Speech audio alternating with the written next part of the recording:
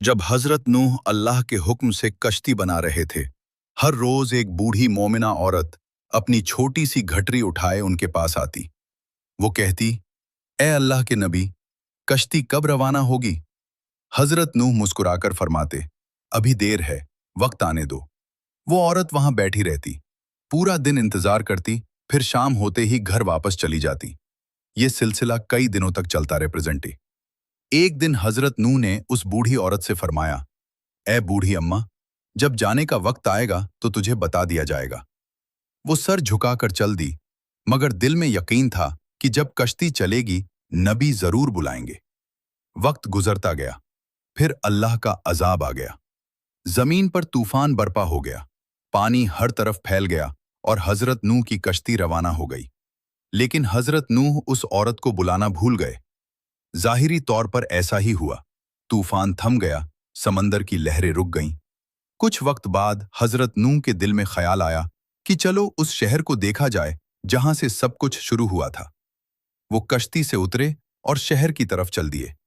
जब शहर पहुंचे तो देखा हर तरफ वीरानी और तबाही है, मगर एक कोने में एक झोपड़ी से रोशनी आ रही थी। एक दिया जल रहा था। हजरत नूह हैरान हुए, इतना बड़ा तूफान आया, सब कुछ डूब गया, लेकिन ये दिया कैसे जल रहा है?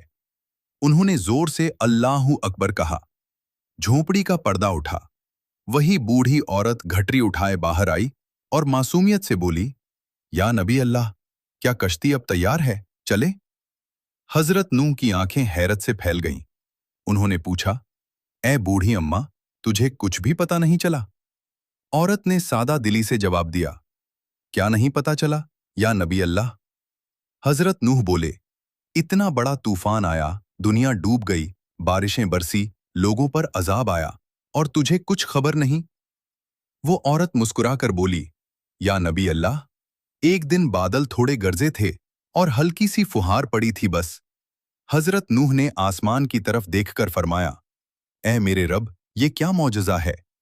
तब अल्लाह ताला ने उन पर वही नाजिल फरमाई, ए मेरे प्यारे नबी, इस औरत के दिल में तुम्हारी मोहब्बत थी और तुमने इससे वादा किया था कि जब कश्ती रवाना होगी तुम इसे ले चलोगे। तुम अपना वादा भूल गए, लेकिन मैं रब्बुल आलमीन तुम्हारे वादे का भी जिम्मेदार हूं। मैंने अपने अजाब को इस तक पहुंचने ही नहीं दिया। इसे एहसास तक नहीं हुआ कि कैसा अजाब आया और कब चला।